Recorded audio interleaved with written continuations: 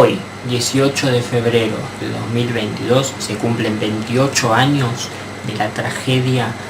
de Hermética en Morón. Era 1994, el que finalmente fue el último año de Hermética, el año de mayor crecimiento y en el que hubo que salir a buscar lugares nuevos para tocar, ya no alcanzaban, ni en Capital los lugares con capacidad para 2000 personas, se pasó de cemento a Stadium en 1993, ni en el conurbano para 1000, como hasta ese momento. En esa danza de búsqueda de nuevas plazas caímos en Morón 90, entre otros lugares, una bailanta, yo ya lo conocía de ir con los decadentes y con los brujos, y no era un mal lugar, la primera vez que fuimos fue un show tranquilo y cómodo, tanto para trabajar como para los espectadores, era un gran salón en forma de L, con el escenario en el ángulo, mirando al salón más largo, tenía salida por las dos calles y en el espacio corto estaban los baños, unos sillones y algunas oficinas, el único problema era que el costado del escenario quedaba desguarnecido y mucha gente se ubicaba de ese lado, por detrás de las torres de sonido y miraban desde ahí, por encima de los racks de potencias, que quedaban paralelos al escenario, delante de las puertas de los baños, de todas formas, si la gente no se acercaba demasiado por ese costado, no había riesgos, ahora, si se amontonaban ahí, empujaban los racks, que tenían ruedas, abajo del escenario, para controlar que nadie toque las potencias. Heavy. Para la segunda vez que fuimos, allá por marzo o abril de 94, otra fue la historia, fue un día en el que pasaron demasiadas cosas raras, todas juntas. El primero de los problemas se dio, porque a una cuadra o dos, estaba la cancha de Morón y ese día el Gallo jugaba de local, nunca supe por qué, el partido se suspendió y las hinchadas armaron quilombo, la policía reprimió y una parte de la gente en la huida, encaró para la zona donde ya se juntaban los fans de Hermética, fueron rompiendo cosas, con la policía atrás, se mezclaron la gente que se iba de la cancha con la que llegaba al recital, y la policía les dio palos a todos, se llevaron detenidos a unos cuantos y de a poco se fue tranquilizando la cosa, ahí se dio el segundo problema, mucha gente de la estaba en la cancha se quedó, y entraron al local más personas de las que cabían, pocas veces vi un lugar tan lleno de gente, también se quedó la policía, que quedó ociosa tras la suspensión del partido. Adentro del local, la cosa no venía mucho mejor, la tensión de la calle se fue trasladando adentro, a medida que la gente sorteaba a la policía y entraba, y encima, adentro se vendía alcohol, todavía estaba permitido, pero parece que la cerveza se vendía muy barata, porque circulaban los vasos de medio litro de una manera preocupante.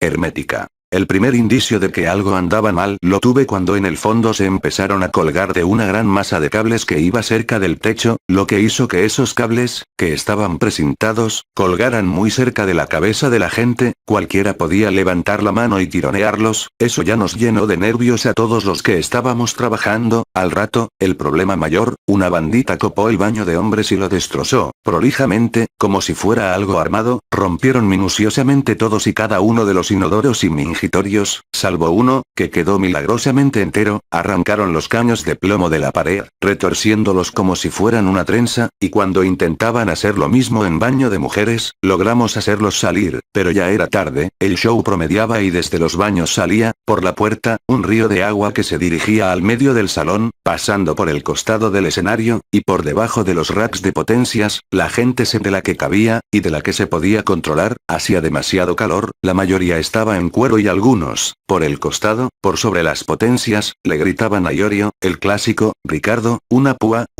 en un momento Iorio, miro para el costado y les tiro una o dos, y en el afán de conseguir una, varios se tiraron en palomita arriba de las potencias, hubo una avalancha, se amontonó mucha gente, los plomos del sonido bajaron del escenario y cuando lograron apartar a los desaforados que insistían en treparse al escenario, vimos que quedaron dos chicos tirados en el suelo, y algunos otros que tratando de asistirlos los arrastraban de las manos hacia donde había menos gente. Tragedia. Yo me tiré de cabeza arriba de la gente y fui hasta donde estaban, mientras sacaba a los que trataban de asistirlos, vi que les hacían masajes cardíacos y escuché que gritaban que se habían electrocutado, al primero le tomé el pulso y lo saqué del paro cardíaco, mientras lo llevaban a un sillón fui hasta el otro, tampoco respiraba, le hice el masaje cardíaco también, mientras alguien que no conozco le hacía respiración artificial, parecía que comenzaba a respirar, pero el pulso no volvía, la gente se amontonaba demasiado, yo gritaba faltaba que se corran, seguí el masaje cardíaco, mientras de a poco lo acercamos al portón del costado, logramos que lo abrieran y lo sacamos a la vereda, al aire fresco. Para mí, seguía sin pulso, pero seguía pareciendo que respiraba. Mientras yo seguía intentando reanimarlo, llegó la policía, me dijeron que pare, le tomaron el pulso ellos, lo levantaron uno de cada brazo y lo hicieron caminar hasta la caja de una camioneta y se lo llevaron. Yo estaba completamente transpirado y agotado, porque no todos se habían dado cuenta de lo que pasaba, y volví al escenario para el último tema.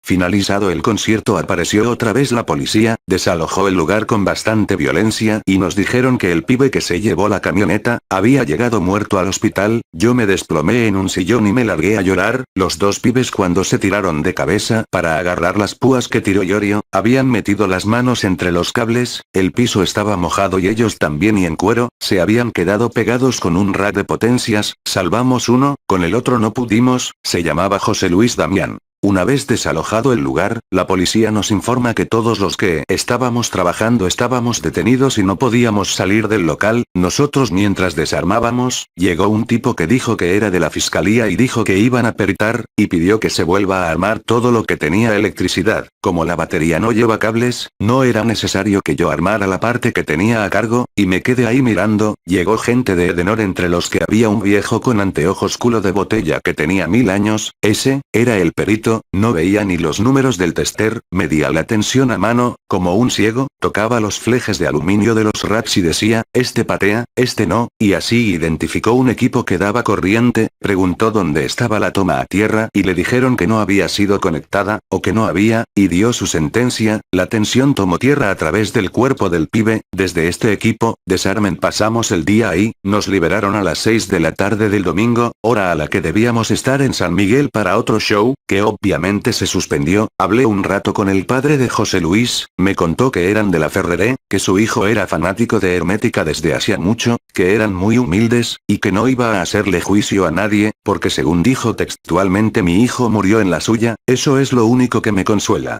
Electrocutado. Paralelamente, los dueños del lugar reclamaban que se les paguen los daños que se habían producido. Luego de una negociación bastante áspera se llegó a un acuerdo, y al mismo tiempo que el manager pagaba los daños, los empleados del local abrieron una puertita, que era un depósito, y comenzaron a sacar inodoros y mingitorios para reacondicionar el lugar. Tenían todo preparado, los destrozos habían sido orquestados, de otra manera no se puede explicar que tuvieran stock casualmente de todo lo que se había roto. Antes de que nos dejaran ir, los baños estaban impecables otra vez. Aún no lo puedo creer. Hermética dio la cara, pagó los gastos de sepelio, realizó un concierto a beneficio en Stadium en el que todos trabajamos gratis y le dimos la recaudación completa a la familia, quienes finalmente sí, realizaron un juicio. Tuvimos que ir varias veces a declarar a la comisaría de Morón, se llegó a un acuerdo extrajudicial. El disco Víctimas del Vaciamiento fue dedicado a la memoria de José Luis Damián, igual que este post. Sin lugar a dudas, las consecuencias jurídicas de este hecho detonaron las relaciones entre los integrantes de Hermética. Llamativamente, en el documental de la H este tema es pasado por alto, cuando fue algo fundamental en el deterioro del vínculo que pocos meses más tarde terminarían con la separación del grupo. Yorio terminó siendo el único perjudicado económicamente, se embargaron sus bienes, cuentas y los derechos de autor en Sadaik. Este embargo se mantuvo hasta 2012. Por su parte, los otros 3 integrantes de Hermética declararon en el expediente judicial que ellos son solamente trabajadores de la música, contratados por el señor Ricardo Horacio Yorio, titular del grupo Hermética, para la realización de determinados eventos musicales que él mismo contrataba con terceros. Tanto la empresa encargada de la iluminación, cuyo dueño era Tim Inkern, manager de las pelotas y ex de Sumo, como los dueños del lugar no sufrieron perjuicio alguno. Justamente a Inkern, Yorio le dedica unas palabras.